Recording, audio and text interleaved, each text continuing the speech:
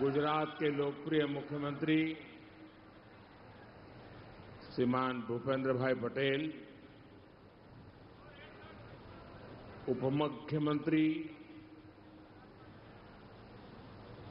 हर्ष सांघवी जी, केंद्रीय मंत्री और संस्थापक ट्रस्टी मनसुख भाई मांडविया,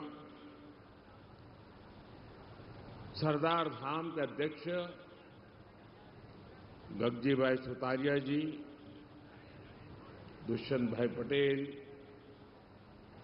पंकज भाई पटेल, राज्य भाजपा अध्यक्ष भाई जगदीश विश्वकर्मा, मंच पर उपस्थित गुजरात सरकार के सभी मंत्री, सभी दाताश्री, ट्रस्टीश्री, अन्य महानुभाव और गुजरात के कोने कोने से आए हुए मेरे प्यारे भाइयों और बहनों,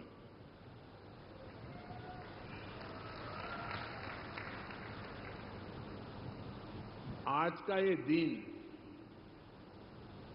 किसी पुण्य पर्व से कम नहीं है।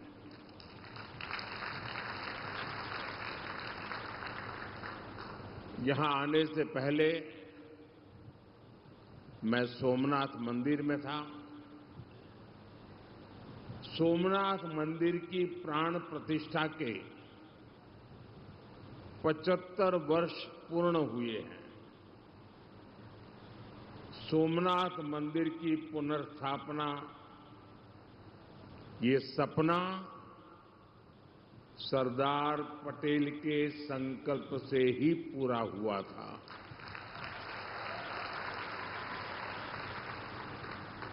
इस अवसर पर प्रभास पाटन में सोमनाथ अमृत महोत्सव मनाया जा रहा है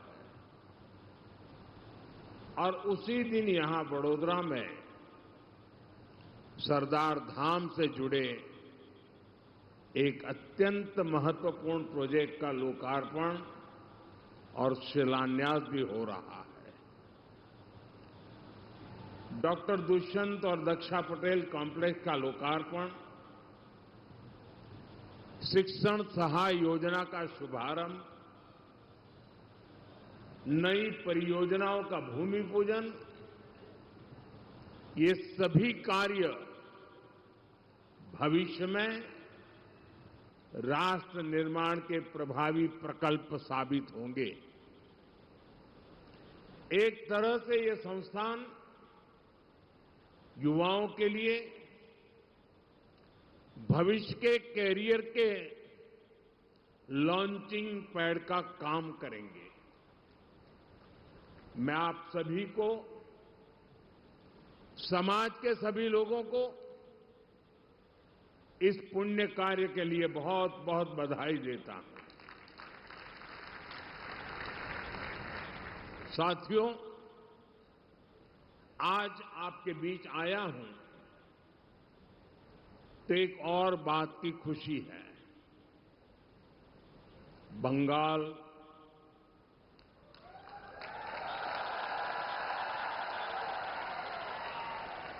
असम और पुडुचेरी के नतीजों ने पूरे देश में ही उत्साह का माहौल बना दिया है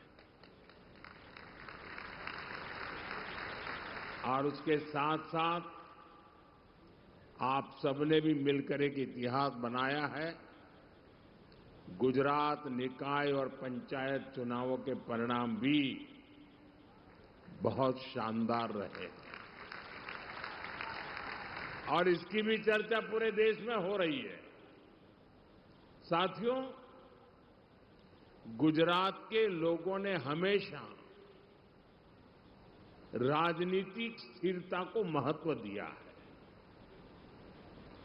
ये यहां के लोगों की राजनीतिक दूरदर्शिता है।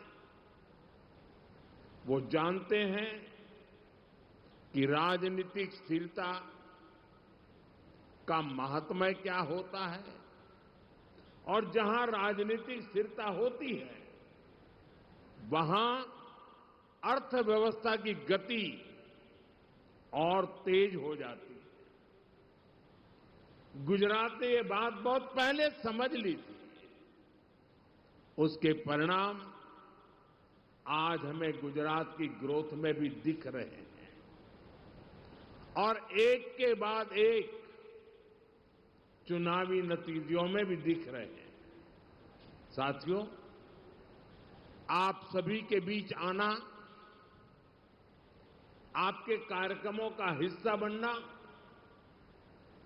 मेरे लिए हमेशा ही बहुत सुखद होता है और लगता है घर में आया हूं।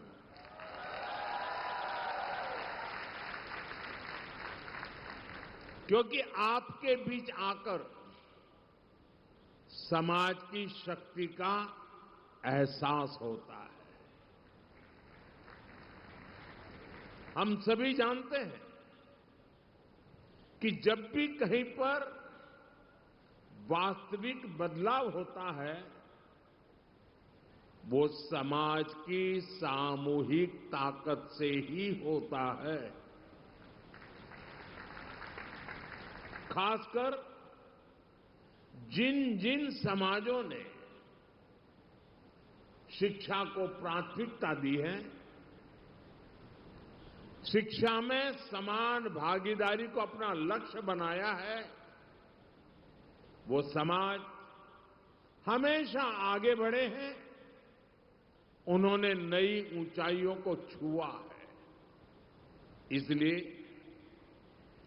भाइयों बहनों, सरदार धाम के हर प्रयास में जब भी मुझे मौका मिलता है मैं हमेशा आपके साथ खड़े होने का प्रयास करता हूं।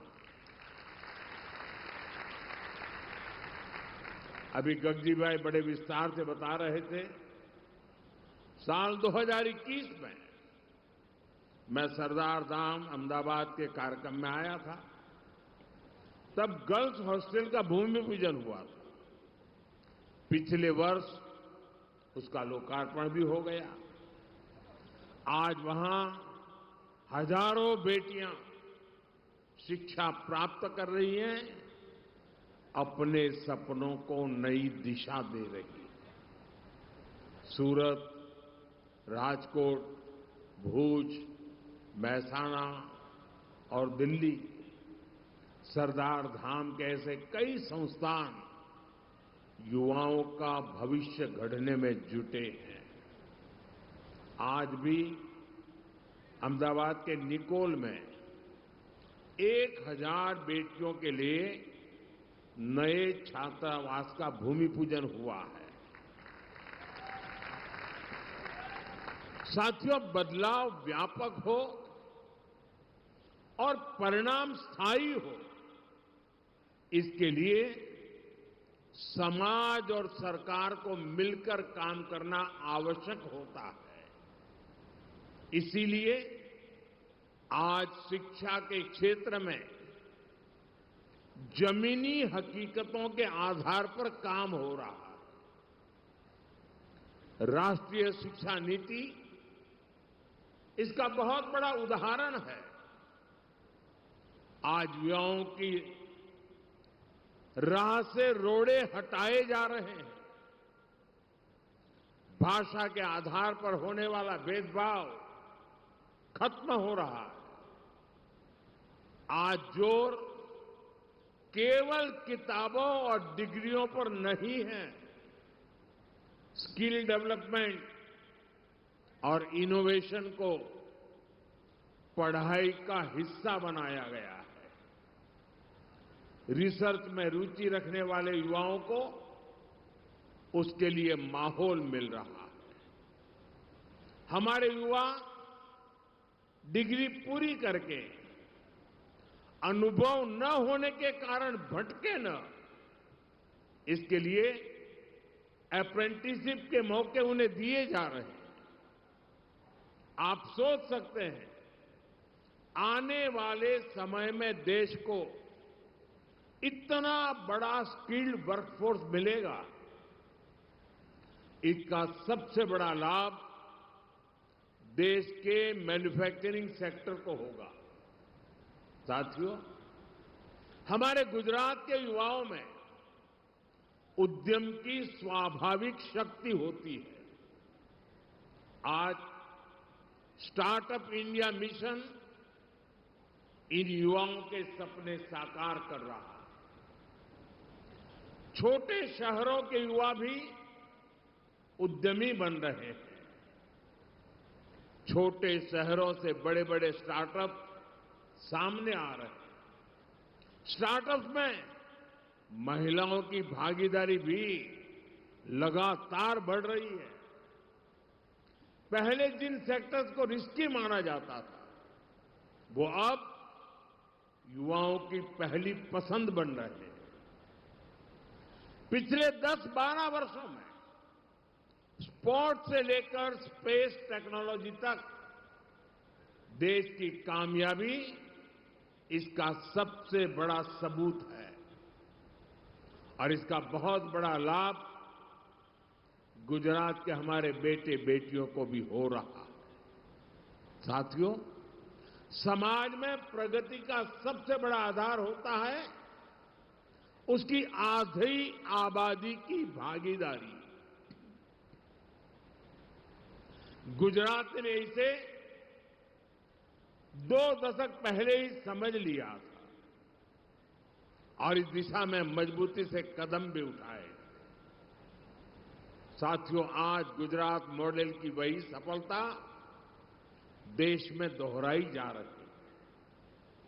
देश में करोड़ों महिलाओं के बैंक खाते खोले गए, शौचालय, नल से जल, गैस कनेक्शन की सुविधाएं दी गई। आज मुद्रा योजना के जरिए महिलाएं आत्मनिर्भर भी बन रही हैं। परिवार में महिलाएं स्वस्थ रहें, इसके लिए आयुष्मान भारत और मातृ वंदना जैसी योजनाएं कवच बनकर काम कर रही हैं। साथियों, पहले कितने ही क्षेत्रों में बेटियों के लिए दरवाजे ही बंद होते थे। आज उन्हीं सेक्टर्स में बेटियां लीडरशिप रोल में सामने आ रही हैं। आज नेशनल डिफेंस एकेडमी में महिला कैडेट्स ट्रेनिंग ले रही है। हमारी बेटियां फाइटर पायलट बन रही है। राजनीति में भी महिलाओं की भागीदारी बढ़ाने के लिए लगातार प्रयास हो रहा है। नारी शक्ति वंदन संशोधन के जरिए हमने इसके लिए एक और प्रयास किया था। राजनीतिक कानूनों से वो पास नहीं हो पाया, लेकिन मैं आपको आश्वस्त करूंगा, देश भर की महिलाओं को आश्वस्त करूंगा, हम इस दिशा में लगातार प्रयास करते रहेंगे। साथियों, महिलाओं के लिए सभी क्षेत्रों में संभावनाओं के द्वार खुले। ये केवल सरकारी नहीं, बल्कि समाज की भी जिम्मेदारी है। और मुझे खुशी है, सरदार धाम ये दायित्व पूरी निष्ठा से उठा रहा है। मैं इन प्रयासों के लिए विशेष रूप से आप सबका बहुत बहुत अभिनंदन करता हूं, आप सबका बहुत बहुत धन्यवाद करता हूं। साथियों, गुजरात की एक बहुत बड़ी विशेषता रही है, यहां समाज हमेशा समय की दिशा को जल्दी पहचानता है। परिवर्तन को अवसर में बदलना, नई संभावनाओं को अपनाना और भविष्य की तैयारी समय रहते शुरू करना, एक गुजरात की कार्य संस्कृति का हिस्सा रहा है।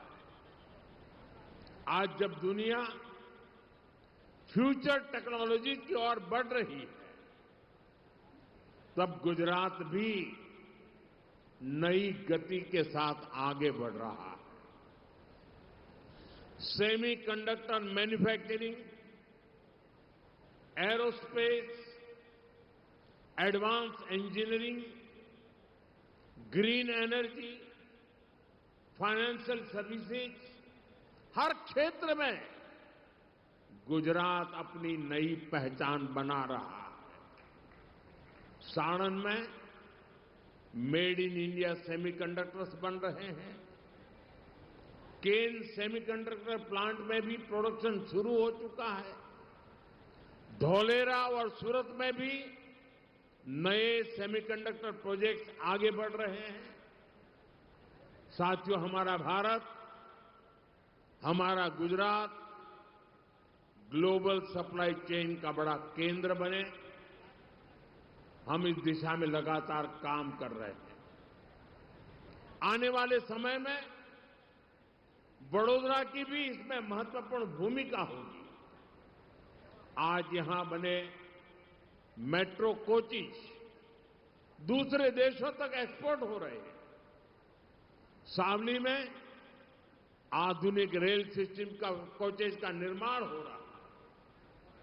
इंजीनियरिंग, हैवी मशीनरी, केमिकल्स और फार्मा, पावर इक्विपमेंट और एमएसएमई, ऐसे कई सेक्टर्स में आज वडोदरा मैन्युफैक्चरिंग का मजबूत केंद्र बन चुका है। यहां की गति शक्ति यूनिवर्सिटी ट्रांसपोर्ट और लॉजिस्टिक्स की फील्ड में प्रोफेशनल्स तैयार कर रही है। अब एरोस्पेस सेक्टर में भी वडोदरा नई पहचान बनाने जा रहा है। यहां एयरक्राफ्ट मैन्युफैक्चरिंग प्रोजेक्ट तेजी से आगे बढ़ रहा है। साथियों, गुजरात और देश में विकास के प्रयासों के बीच एक और विषय संवेदनशील होता जा रहा है। पिछले कुछ वर्षों में दुनिया लगातार अस्थिर परिस्थितियों से गुजर रही है। पहले कोरोना का संकट,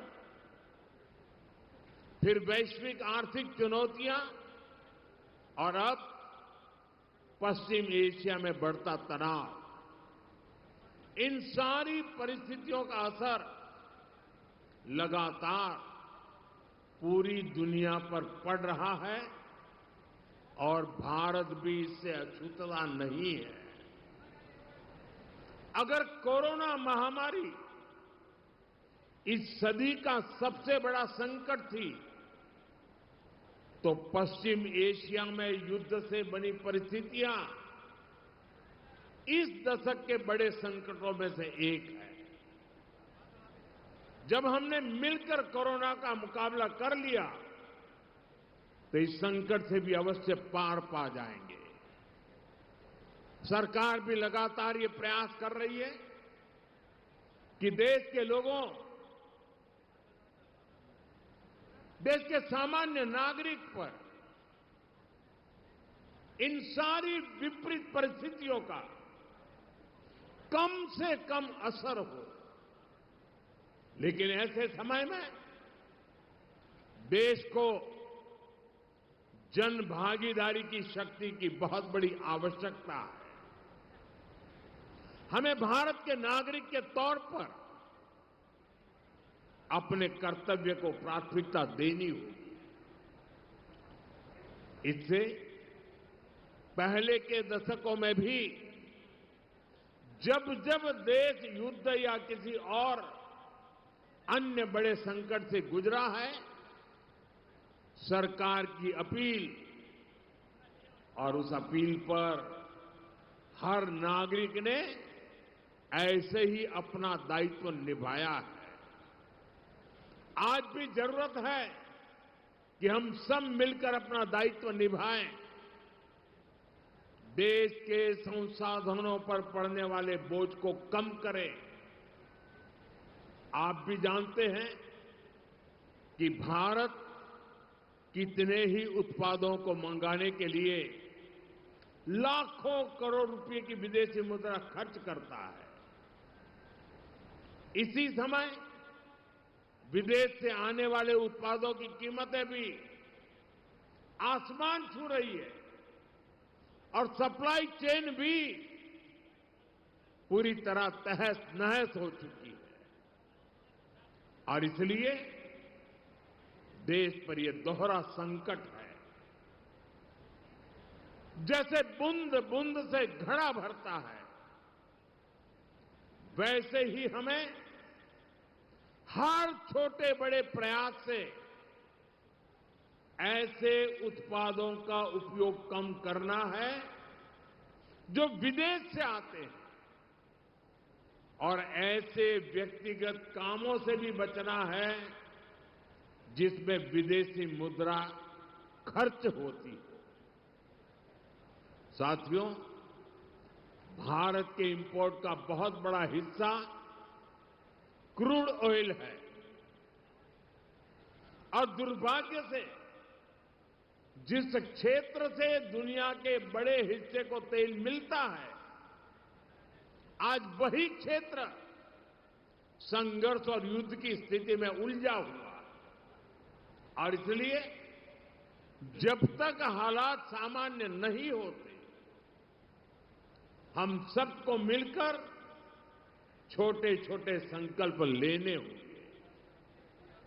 मैंने कल कर्नाटका और तेलंगाना में भी इस बारे में चर्चा की है। मैं आज गुजरात में भी अपने आग्रहों पर फिर से जोर दे रहा हूं, और आप पर तो मेरा ज्यादा हक है, इसलिए जरा हक से कहने वाला हूं।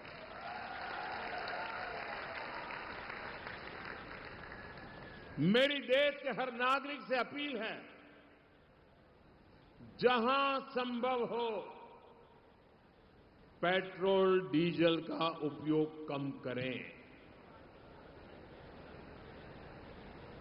मेट्रो का उपयोग करें, इलेक्ट्रिक बस और पब्लिक ट्रांसपोर्ट का अधिक इस्तेमाल करें,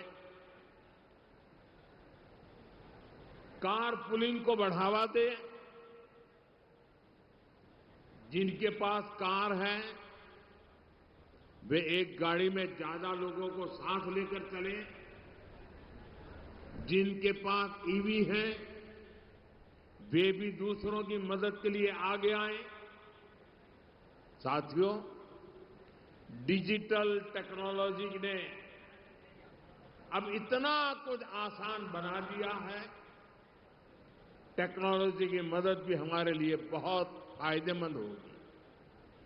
ये जरूरी है कि सरकारी और प्राइवेट दोनों ही दफ्तरों में वर्चुअल मीटिंग्स और वर्क फ्रॉम होम को प्राथमिकता दी जाए। मैं कुछ स्कूलों से भी आग्रह करूंगा कि कुछ समय के लिए ऑनलाइन क्लासेज की व्यवस्था पर काम करें। साथियों, सिर्फ ईंधन ही नहीं, खाने के तेल पर भी देश की बड़ी विदेशी मुद्रा खर्च होती है। अगर हम थोड़ा संयम बरतें, तेल की खपत कम करें, खाने के तेल की, तो इससे देश और हमारी सेहत दोनों को लाभ होगा। और सूरत वालों को मैं खास कहता हूं,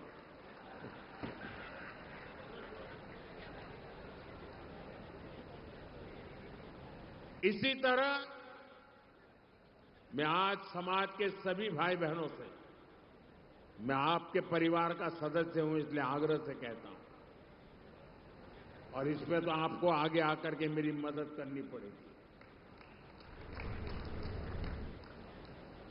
सोने की आयात पर भी देश का बहुत बड़ा पैसा विदेश जाता है।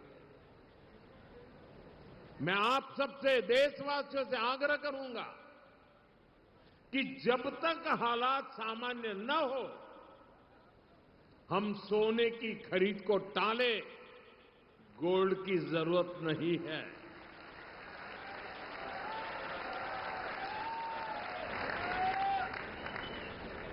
साथियों, आज समय की मांग है कि हम वोकल फॉर लोकल को एक जन आंदोलन बनाएं।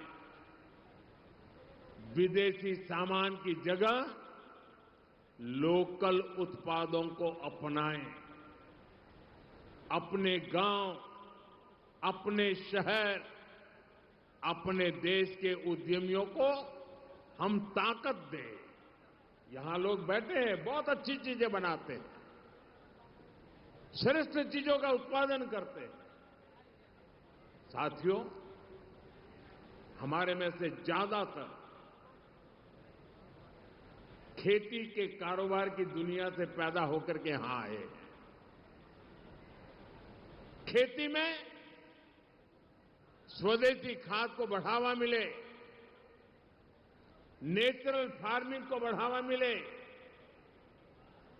डीजल पंप की जगह सोलर पंप्स का उपयोग बढ़े। और हम तो किसान के बेटे हैं, किसान की बेटियां हैं।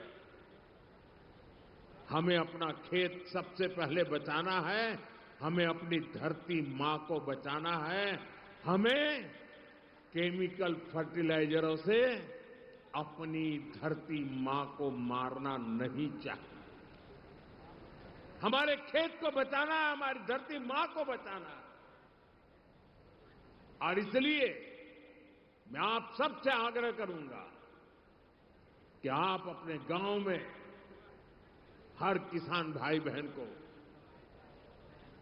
केमिकल फर्टिलाइजर से मुक्ति का रास्ता बताइए, नेचुरल फार्मिंग की तरफ ले जाइए। साथियों, एक और भी अहम विषय, और वो भी आप में से बहुतों को लागू होता है, बुरा मत मानना, फैशन हो गई है। जैसे ही वैकेशन हुआ, बच्चों के हाथ में विदेश की टिकट पकड़ा देते हैं।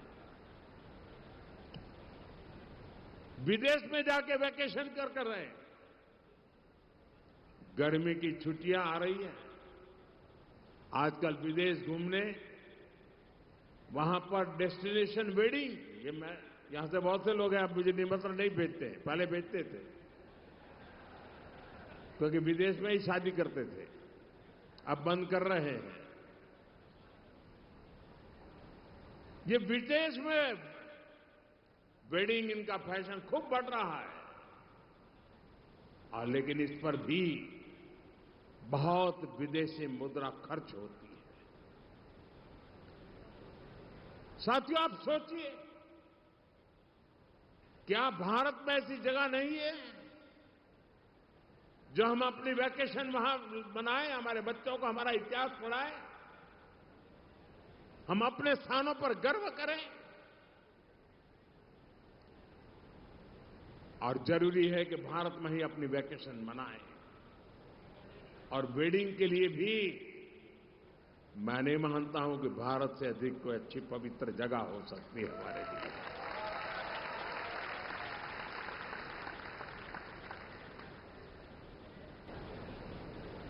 जब यहां वेडिंग करते हैं ना, तो हमारे पूर्वजों की मिट्टी भी हमें आशीर्वाद देती है। और वेडिंग के लिए भी भारत के ही अनेक स्थान है, उसको हम चुने। हमारे गुजरात में तो वैसे भी एक से बढ़कर एक स्थान है। और मैं तो आप सब पाटीदार भाइयों को तो कहूंगा, आपको तो अब शादी स्टैच्यू ऑफ यूनिटी वहीं पर जाके करनी चाहिए। आपकी हर शादी में सरदार साहब खुद आशीर्वाद देने के लिए मौजूद रहेंगे। और वहीं पर आपने, जैसे हरिद्वार ऋषिकेश में आप शांति के लिए जगह बना रहे हैं ना, वैसे ही आप स्टैच्यू ऑफ यूनिटी में शादी के लिए जगह बना दीजिए। मैं पंकज भाई को कहूंगा उसके लिए भी कुछ करें।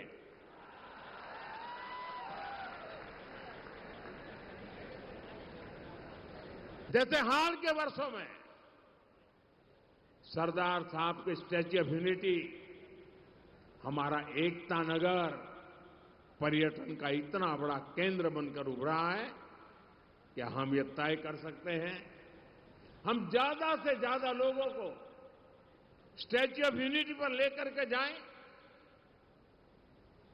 विदेशों में हमारे बहुत लोग रहते हैं, मैं उनको कहता हूं कि आपका दायित्व है कम से कम 5 विदेशी परिवारों को भारत देखने के लिए लेकर के आइए। आप देश विदेश में हमारे संपर्क का कोई भी परिवार जो स्टैच्यू ऑफ यूनिटी नहीं गया है ना, उसको वहां ले जाने के लिए प्रेरित करें।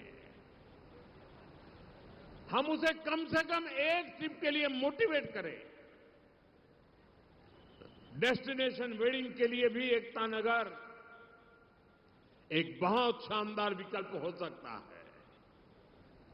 स्टैच्यू ऑफ यूनिटी में इतनी शानदार व्यवस्थाएं और गर्व है, दुनिया का सबसे ऊंचा स्टैच्यू,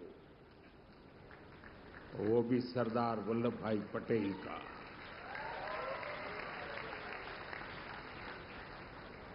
इस देश का कोई नागरिक ऐसा नहीं हो सकता है कि जिसको इसके लिए गर्व न हो दोस्तों। और मैं आपसे आग्रह करता हूं, आप सभी इसका फायदा उठाइए, इसका लाभ उठाइए। साथियों, ये मैंने छोटे छोटे प्रयास आपको, कोई मुश्किल काम नहीं बताया आपको, लेकिन आप मान के चलिए ये छोटे प्रयास भले लगते सकते हो, लेकिन छोटे प्रयास भी जब 140 करोड़ लोग एक साथ संकल्प लेते हैं, 140 करोड़ लोग एक कदम आगे बढ़ते हैं इस दिशा में, 140 करोड़ कदम देश आगे बढ़ता है। तो वही छोटे प्रयास राष्ट्र की सबसे बड़ी ताकत बन जाते हैं।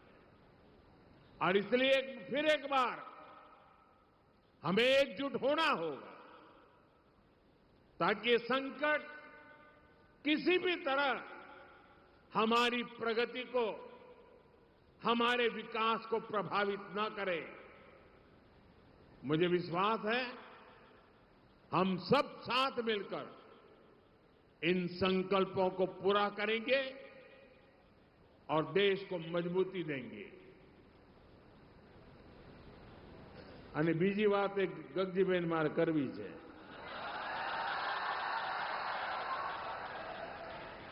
આપે મને સરદાર ગૌરવ રત્નથી સન્માનિત કર્યો।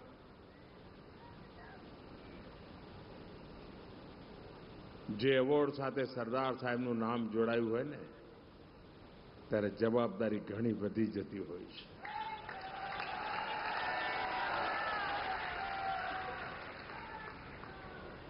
એટલે એક પ્રકારે ગગજીભાઈએ બહુ ચાલાકીપૂર્વક આજે મને બાંધી દીધો કે આગા પાછા ના થતા।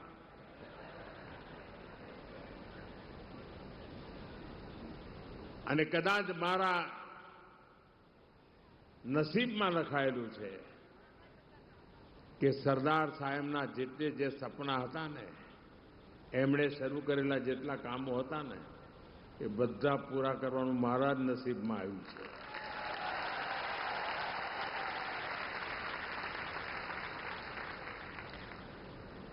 અને આજે જ્યારે આપે આ સન્માન, આ એવોર્ડ આપ્યો છે, તો હું આપને વિશ્વાસ આપું છું કે સરદાર સાહેબના સપના પૂરા કરવામાં આપ સૌના આશીર્વાદથી મને જે કંઈ શક્તિ મળી છે, સંસ્કાર મળ્યા છે, ગુજરાતની માટીએ મને જે શીખવાડ્યું છે, એના ભરોસે હું કહું છું કે સપના પૂરા કરવા માટે મહેનતમાં હું કચાશ નહીં રાખું।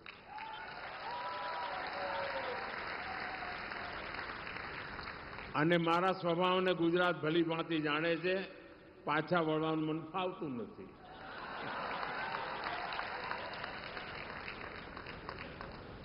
પરંતુ આપે આ સન્માન કર્યું એ મારા માટે બહુ મોટી બાબત છે.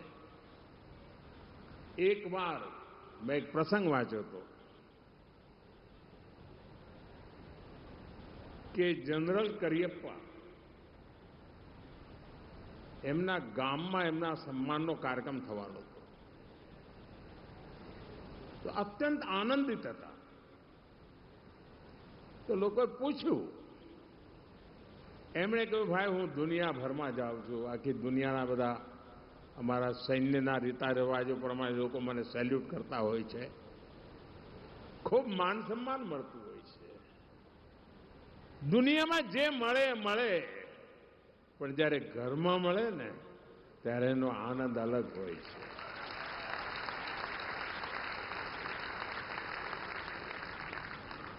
ભારતના પ્રધાનમંત્રીનું દુનિયામાં સન્માન થઈ રહ્યું છે કારણ ભારત સામર્થ્યવાન થઈ રહ્યું છે.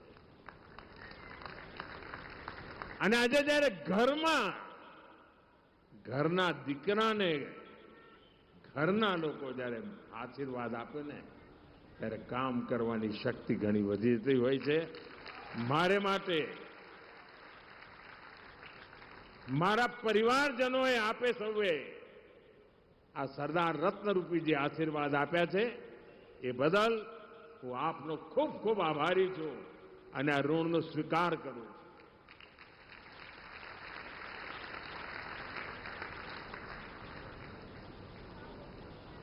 ફરી એકવાર આપ સૌને જે સંકલ્પ લઈને તમે ચાલ્યા છો, જે સપના તમે લઈને ચાલ્યા છો, એના માટે ઈશ્વર તમને ખૂબ શક્તિ આપે. સરદાર સાહેબના આશીર્વાદ નિરંતર આપના ઉપર બન્યા રહે અને પંકજભાઈ જેવા સાથીઓ તમને મળતા રહે.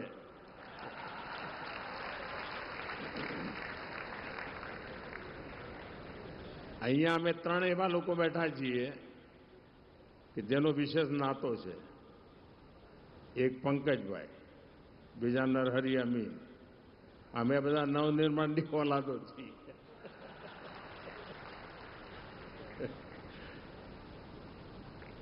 તો મને આનંદ થયો કે આજે પંકજભાઈએ પણ એક મોટી જવાબદારી લીધી છે. આપ સૌનો ખૂબ ખૂબ આભાર.